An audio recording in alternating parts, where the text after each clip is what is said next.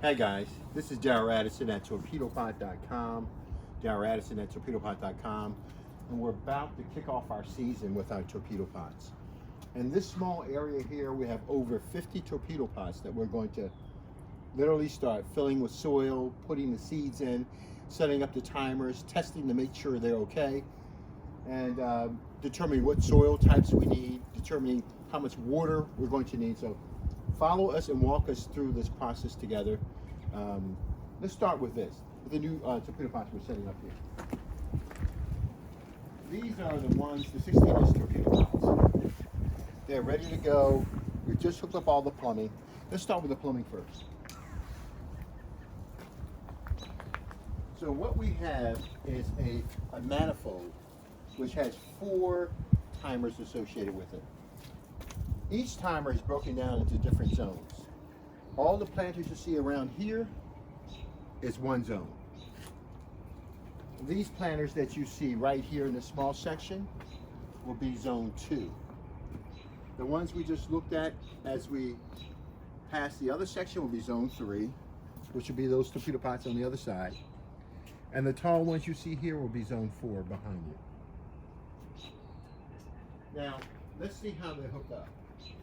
So I have a hose going to my spigot right here.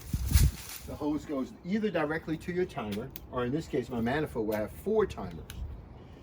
And this is designed, this manifold has been designed to accept 1, 2, 3, 4 timers, but also to have an outlet to test what the pressure is in the system for the torpedo pot. So once I cut this water on, it starts to flow itself on through. I want you to take a look at the pressure and see the pressure in the system. So let's start with this one. Make sure this valve is off, this valve is on. And now we'll test how much pressure. Now this is probably normally about 40 to 60 psi for a normal house. Well, this is what you're getting into your torpedo pot. This is the type of pressure. As you can see, that's a lot of water streaming out there. A lot of water streaming out there, okay? So this is the pressure that we know we have in the system. What we're going to do now is turn on zone number 1, and we're going to test zone number 1. As water comes through the hose, this is the on and off valve, so in this case it's on, it's straight. Water's coming through. It's going in this one, and that one timer. However, these are not active. I'm not using those right now. I'm setting up my first zone, this right here. I'm going to screw off the head on this, and I'm going to set it for on. I like these timers because they're inexpensive. Yeah, why have 4 timers running 4 zones instead of 1 timer? Well, because if your timer goes bad, you want to be able to have a backup option.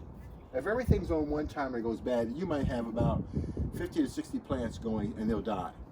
So you make sure that you have your water and your batteries are right in your timer.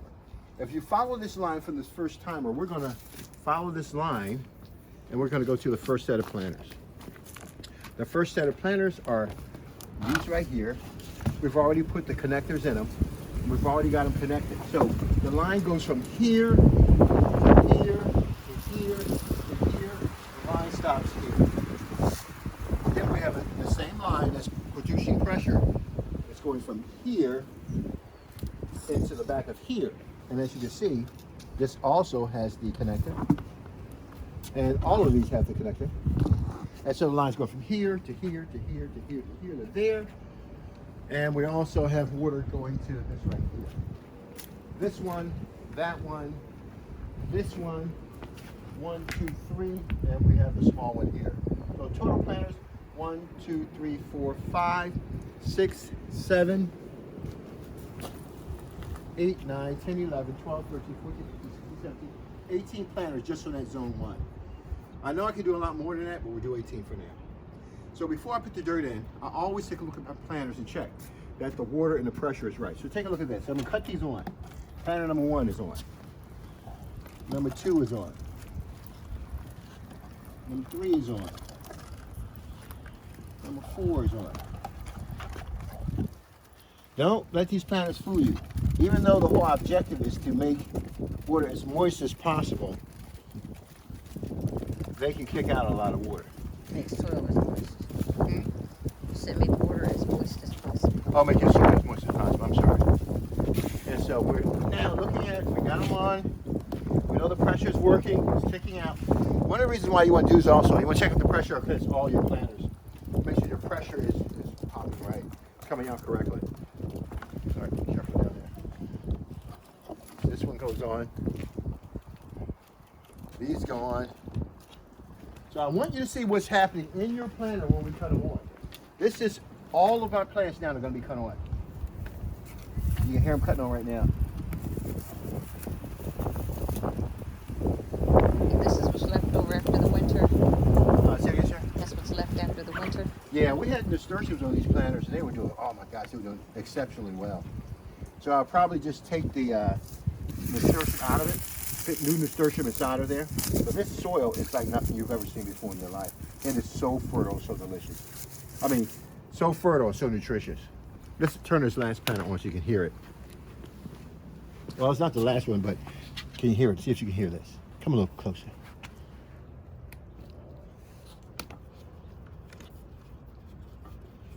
You probably didn't hear that one this moment. And you can see that they're starting to run already, okay? Obviously, this is too much water. So that's why when you get your planters, when they're running, you hook them up. It's the most amount of water you'll need is to run them for about 2 minutes an hour. That's the maximum most. A lot of you won't even need to achieve it. Most you would have 1 minute an hour where you're doing exactly this. The feeding stick is in the middle of the planter to promote all types of decay so that it can release the nutrients so your plants can actually eat it. So what we're going to put in these planters are this right here. And I want you to take a look because these are it's a cool season. So we're going to have, a lot of you like microgreens. So when I start my season off, I love to start off with my super sugar pea seeds. They are so delicious, so nutritious. And not only that, the reason why I'm starting off early with them is because they have the ability to produce nitrogen. All types of beans, legumes have ability to produce nitrogen. So they leave nitrogen in the soil for my next crop. If I wanted to run this, I could run this probably about 4 crops a year of just nothing but super sugar pea seeds. They have the snow peas and they have the super sugar pea seeds. The snow is a flatter one, and the sugar snap peas are the bigger ones. They're more round type looking. So these will produce a lot of it. Also, we have the kale. We're going to start our micro mix on the kale. So I have kale. I want something immediately. Starting the season off, I've come through the winter, and so I need to be able to have food immediately. So when I put my kale, red Russian kale, and my super sugar snap peas inside of there, it's to generate food on demand, okay? We know that the germination rate for these may be about, for maximum 9 days, but we want to be able to get as much food as possible. Now the Malabar red stem spinach, it is so delicious. And I got this because I want you guys to try this. These are really super big spinach leaves, and they are so delicious. You can eat the stems as well as eat the leaves themselves. Noble Giant are they are the huge spinach seeds. So spinach requires a lot of light, but we're gonna kick them off early because we need our microgreens early. And you're gonna love this. In every pot, I'm going to have some Swiss chard. It is so delicious. And Swiss chard is so durable.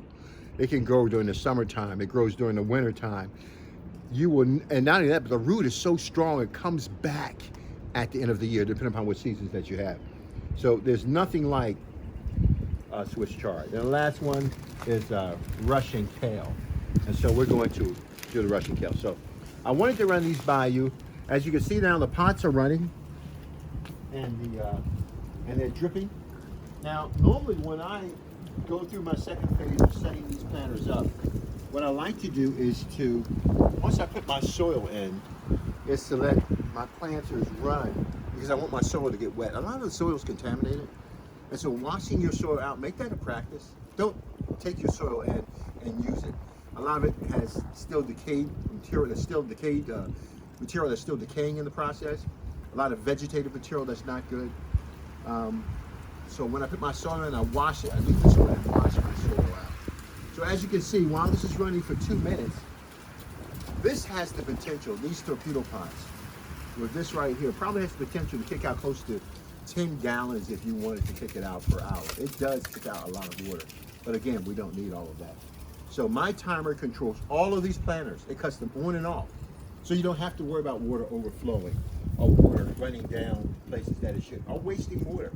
Most people who are into plants, they waste their water. All right, let me show you one more thing I want to show over here. This planter has been growing since last year. These are new ones. But for those who already have the plants, I want to take a look at this soil, how good this soil is. This soil is so good. It's so well broken down.